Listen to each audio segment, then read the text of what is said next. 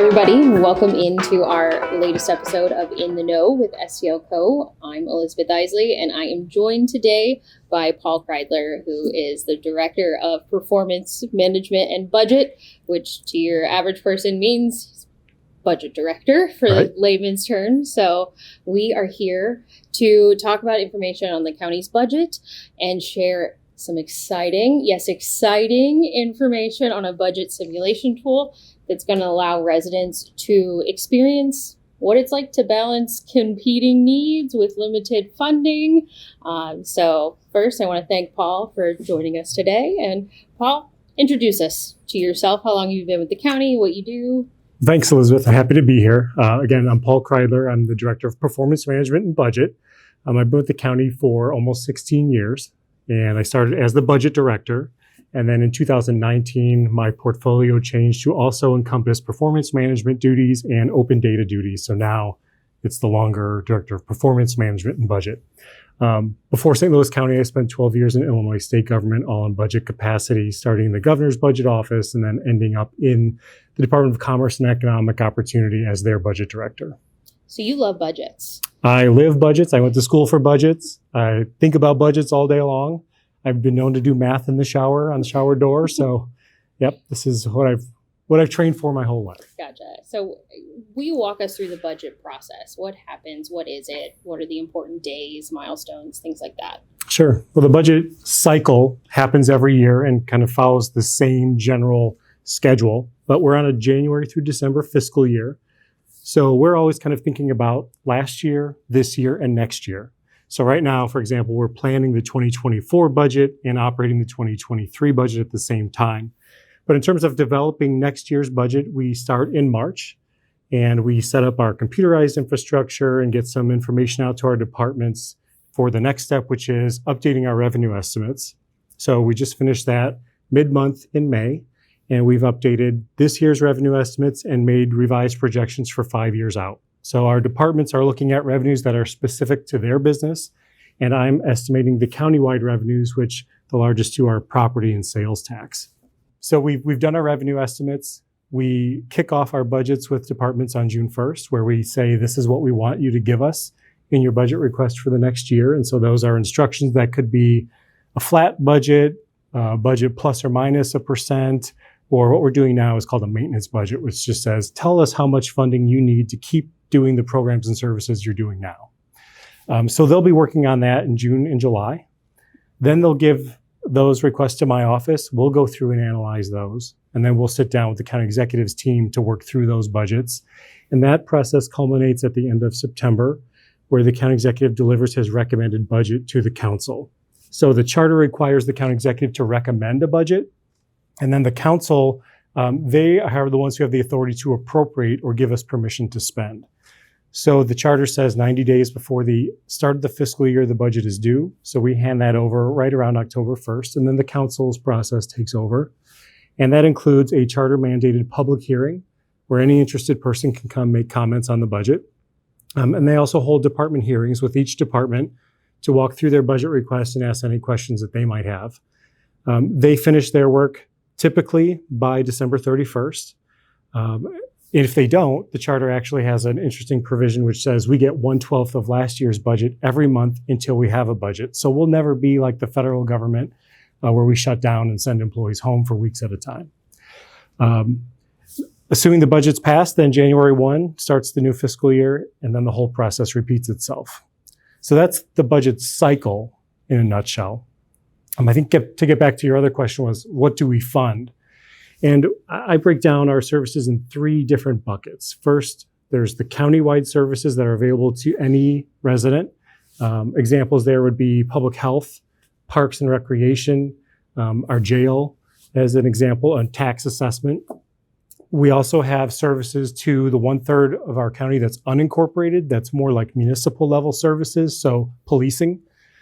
Code enforcement would be an example of that. And then we have services that we contract with municipalities to provide. Again, policing is a big one there. Again, code enforcement, dispatching, sometimes vehicle repair for their municipal fleet as well. So those are those 3 buckets that are funded within our $1 billion countywide total budget. Yeah. And I think big headlines have been made over the last, 6, 7 months about the deficit that the county is in. Can you talk to us about what that means and where the county stands? Sure. So where we currently stand is we've got about a $40 million deficit in our general revenue fund and our health fund. Those are the two funds that are most concerning. But looking at just the general revenue fund, 7 of the last 10 years, we've been running a deficit. So we've been spending more than we take in. And we can only do that because we have what we call fund balance or reserve. Think of it as if you're looking at your own checkbook, you just have a balance and then you're spending money, taking in money. And if you spend more in a year than you take in, you've got to have balance there to cover it. So that's how we make that work. So that's an important point as well. We're not like the federal government. We can't print money. We've got to have money somewhere to cover these deficits. I mentioned 7 of the last 10 years we've been in that deficit position, and our forecasts are that will continue to change, continue on unless something changes. And so that's really the big question that our policymakers are faced with now is, what do we do? Either we have to look at the services we provide and change those service levels, or go get more revenue, or maybe come up with a combination of both of those things. And I think to touch on part of your answer there is it's important to distinguish that the county isn't in debt. There's a difference between debt and deficit, right? Can you talk to that a little bit? Right. We're talking about just our annual operating budget, and we're not going to go out and borrow money to pay employee salaries. Now, we do hold debt. It's structured debt through the sale of bonds to finance various capital projects. So we do hold that debt. But no, I think the tone of your question, no, we're not borrowing just to pay today's bills. And you've been beating this drum for a while. You've Right. talked about how long that you've been with the county. And so how did the county get into this spot of this structural deficit? So how much time do we have, right? So it could be like the worst 6-part Netflix series you've ever seen is the county's historical budget trouble. But to your point, I got here in 2007, and then in 2009, we had the late 2000s recession. And right then and there, we could see the fundamentals that have led us to where we are today. We had a recession that occurred that immediately took out about 10% of our sales tax revenue. And then that followed up with some reassessment cycles where we saw property values go down for the first time since the Great Depression. And then we also had a state law change that said that whereas in the past, reassessment, higher values would have given us more revenue, they changed the law to say that if the reassessment goes up, your tax rate has to go down. So we had these 3 things happening: sales tax dropping, property tax flattening out, and our cost of doing business really didn't change. So we could see at that point we had an issue that we needed to solve. And we have basically muddled through to get us to this point today. And I think that's important because sometimes I'll have people say, well, you said back in 2013 we would hit the wall or the fiscal cliff or whatever you want to call it, and we didn't do it. And we didn't do it because we can't, number one. And we've done a number of things. We've moved property tax levy around. So we took money out of the health property tax. So that hurts the health fund, but helped the general fund. We took about $4.5 million of annual money we were sending to the Parks Department, took that back to keep that in the general fund. We had a casino opened, so we benefited from this private development that produces admission and gaming gross receipts tax, about $10 million a year. We made some cuts in 2012. Those who were around then remember there was a very robust discussion over the level of services in the Parks Department. We did end up making some cuts, and as I said, getting some of that sales tax allocation back.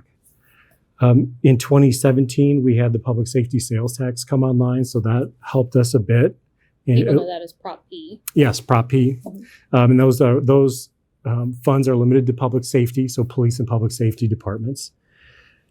And then we had federal funds become available from the Coronavirus Relief Fund and the American Rescue Plan Act that allowed us to recover some of our lost revenues.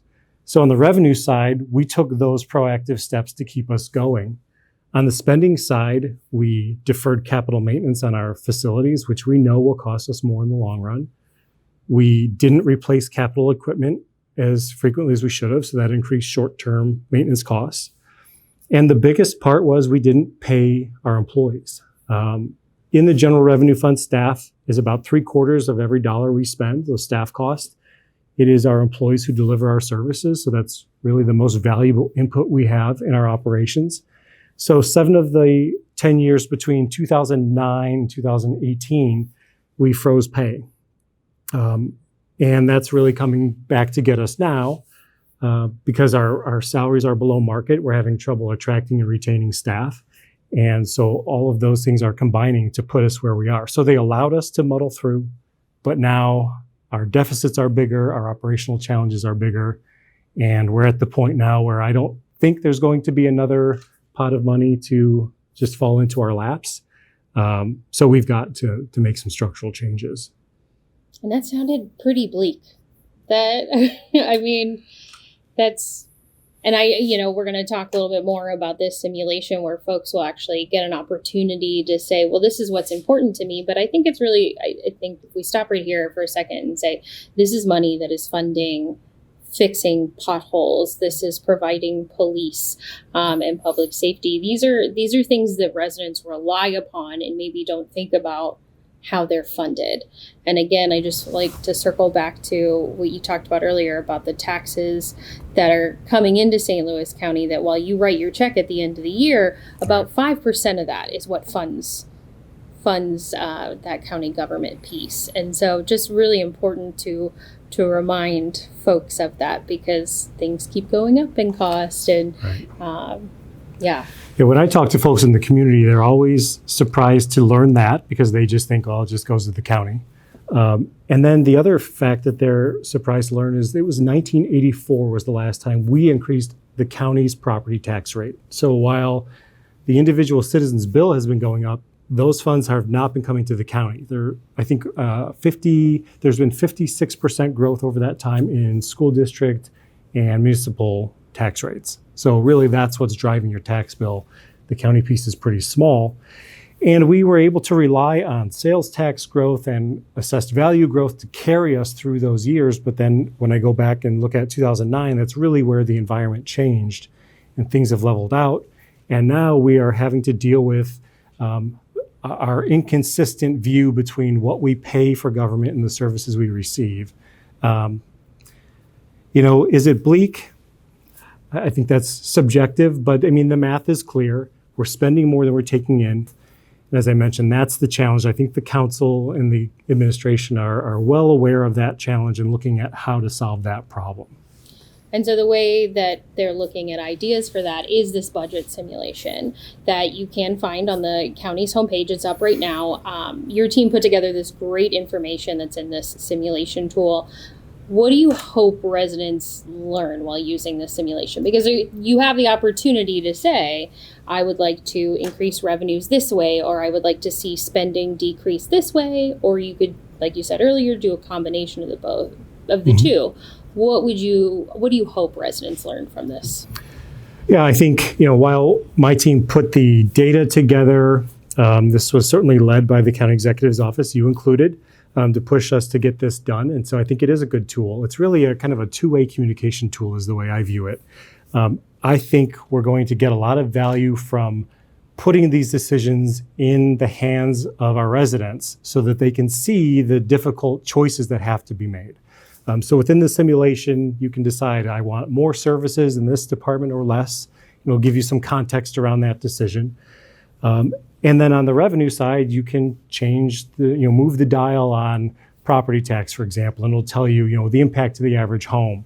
Or you can decide, well, I think we should pay a use tax, which is a sales tax effectively on out-of-state purchases, like if you're ordering something online. Or we could allocate some of our one-time revenue to this. There are no easy choices in this, but this tool is pretty simple and graphically enabled to allow the user to click up or down on a revenue or an expense, and you can see the little bubble move on the top of the page to show how close you are to balancing your budget. So I think that will help put the budget issue into context for our residents. It will also then provide information back to the policymakers on what decisions people have made. It's not a scientific survey. It's not capturing, a statistically valid sample of the community. But for those who participate, we can at least get a sense for what they're thinking. And there's opportunities to put specific comments or ideas or suggestions in there. So I'm hoping that over the next month, we'll get value on both sides of that equation, just raising the level of knowledge and then seeing what the folks think. So anything else you think residents should know? I mean, whether it's about the budget process, the simulation tool, really anything else that you would want to convey to them? Well, I think the more we know, and I find this in my work with the council, the better off we all are. So the more we understand the budget, I think the better we're able to discuss it and understand it.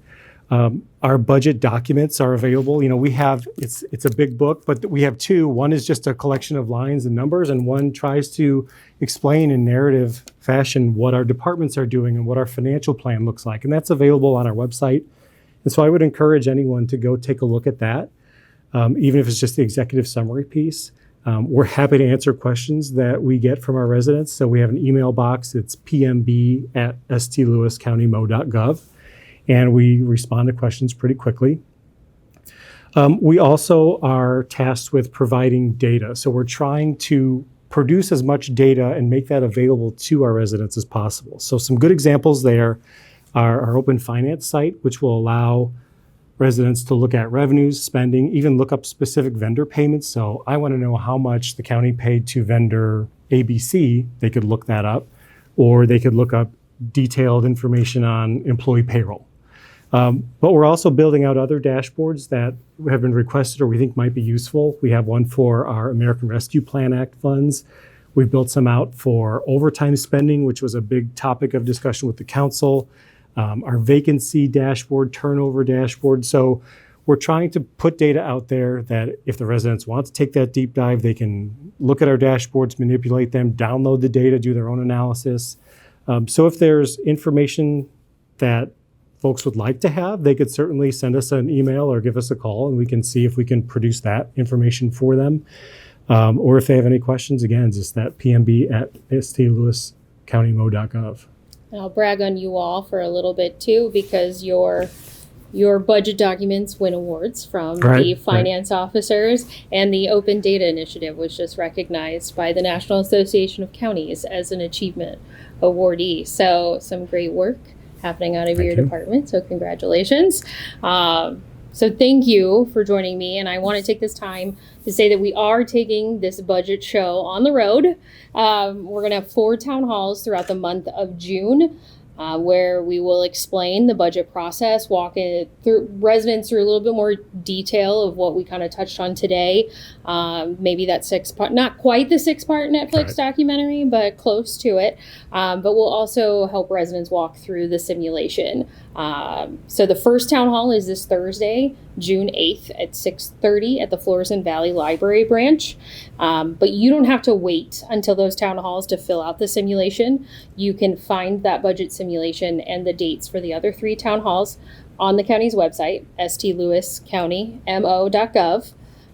Go on there. We know we've had some people already fill out the simulation, so share it with your friends, your family, your networks. So otherwise, again, I want to thank Paul for joining me, and we'll see you next time.